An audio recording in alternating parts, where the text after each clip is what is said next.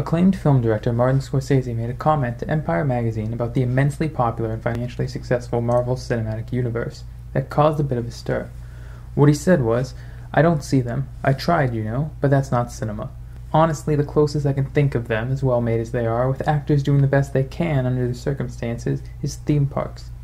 Many people seem to stop listening there, if they even made it that far. Some seem solely focused on "that's not cinema," without contextualizing what he means, and get upset, immediately going on the defensive because they are fans of the MCU and feel he is being dismissive, causing them to miss the next crucial part.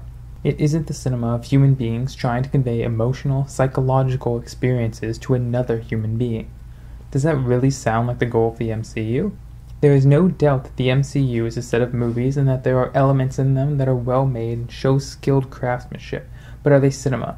You might be thinking, movies are cinema, but are they really? Not in the context that Scorsese is talking about. What he is talking about is movies as entertainment versus cinema as art.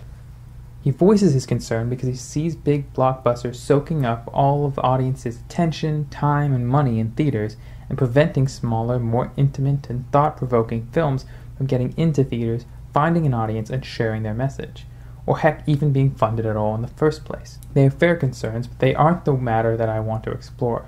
What I want to talk about is the distinction between entertainment and art.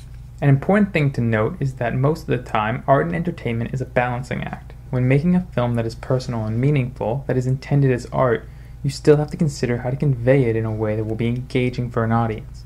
The trick is to not let that compromise your vision or prevent you from saying something of substance. The distinction of these terms isn't new. Have you ever seen a discussion of the Avengers versus the Dark Knight and noted the difficulty in comparing the two?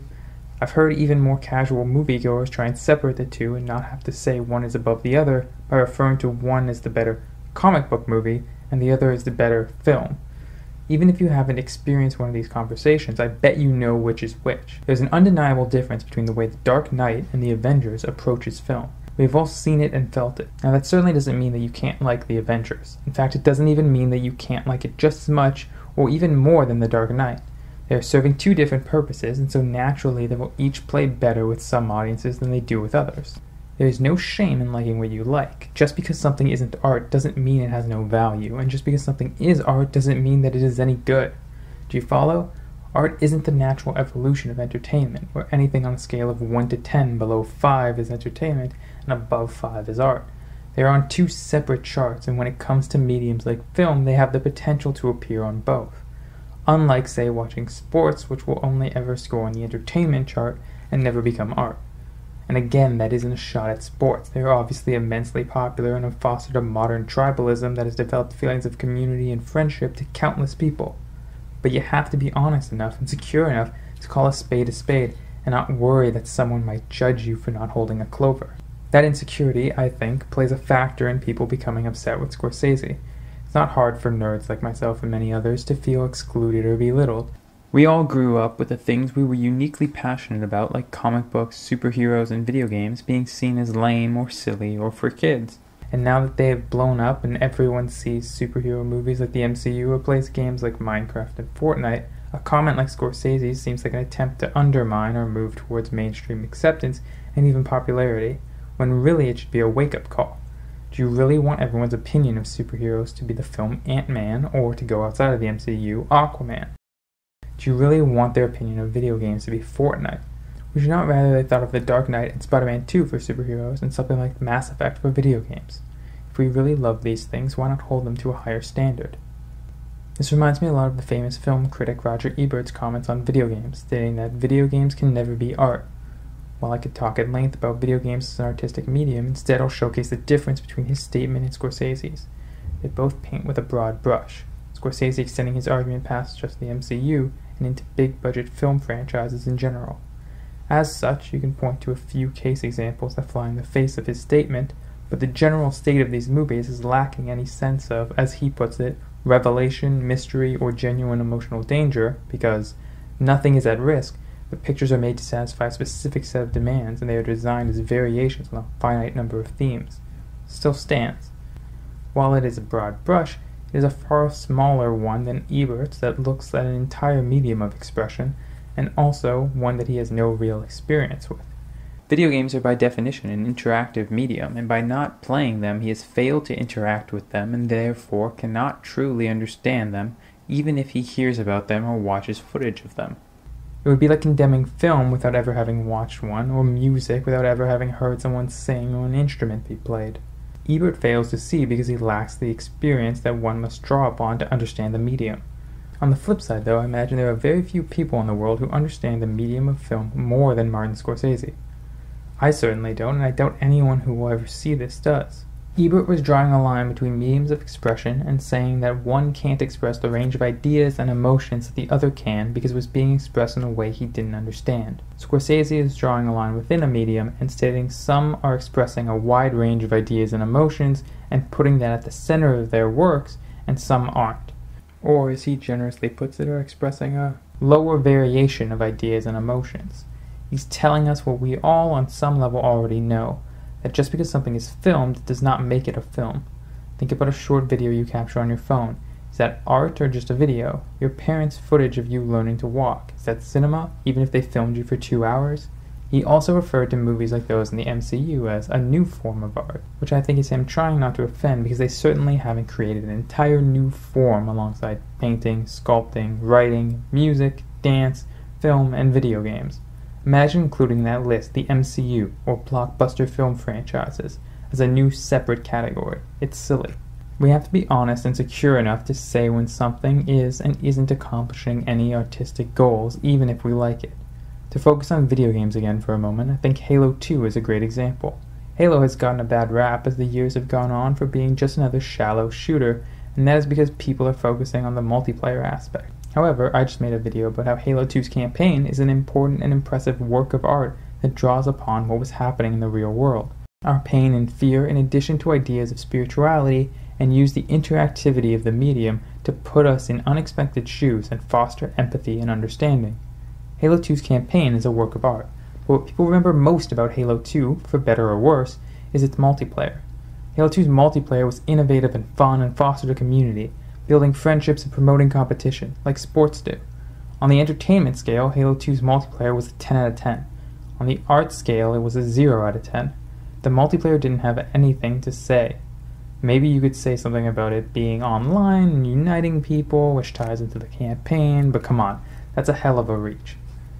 It wasn't about that. It was about a fun game to play with your friends as well as strangers and to promote and sell Xbox Live for Bungie's parent company, Microsoft.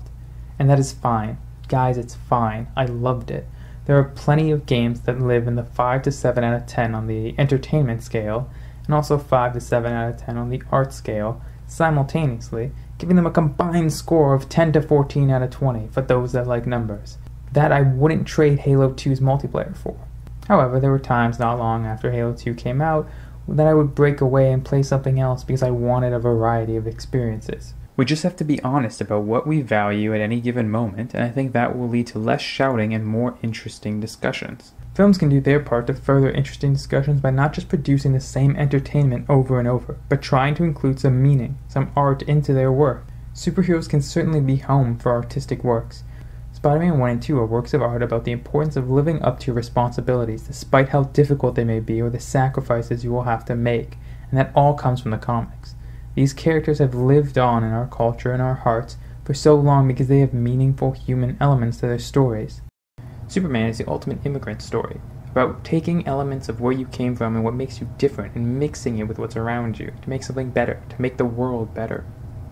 X-Men is about prejudice and bigotry and striving for understanding and unity. Batman is about loss, mental illness, and taking your pain and turning it into something positive. And these aren't the only things that can be talked about with these now timeless characters. The Dark Knight is about order versus chaos and the nature of man. The Dark Knight Rises is about enlightenment versus ignorance. Spider-Man 3 is about forgiveness. In X-Men 2, the entire scene of Iceman and the rest talking with his parents about his mutation is an allegory for homosexuality. They did that in the midst of talking about hate and prejudice and not being defined by your past. We should want these films to be entertaining, but we shouldn't be afraid to ask for them to inspire and challenge us. There's no reason that Ant-Man and Aquaman couldn't have been about something real and left a lasting impact on its audience rather than just being fun rides. Hell, a story about environmental protection and man's relationship with the environment was right there for Aquaman and could have easily been expanded upon. One of my favorite quotes from film criticism is, "This movie took me places I didn't expect to go and showed me things I didn't expect to see." It was said by Scott C. Jones, who is primarily known for his work reviewing video games and movies on Reviews on the Run. This quote has stuck with me for years, and I often think about it when I engage with movies and games. Sometimes it's because the work has done just that, and sometimes it is because it hasn't. Scorsese writes something similar when talking about directors whose work he is fond of. When I watch a movie by any of those filmmakers, I know I'm going to see something absolutely new and be taken to unexpected and maybe even unnameable areas of experience. My sense of what is possible in telling stories with moving images and sounds is going to be expanded. While these new places and things aren't always better or even to our liking, it is important that we are willing to explore them. To explore something real and personal and enrich our understanding of life and the world around us. In his article, one of his closing statements is, "The situation, sadly, is that we now have two separate fields. There's worldwide audiovisual entertainment and there's cinema. They still overlap from time to time, but that's becoming increasingly rare." What he says here rings all too true to me. While both fields can be good, they are at their best when they successfully overlap. When messages are conveyed in an engaging way rather than just bluntly stated or overly obtuse. And when exciting moments of action and suspense have a meaning, a thematic and emotional weight behind them. The overlap shouldn't be as rare as it is, and we should be cautious not to make it any rarer because that would be a real shame. So let's keep an open mind about cinema and entertainment. Be open to watching and learning from both, and see where the overlap can benefit them, and encourage filmmakers to make the best possible films they can.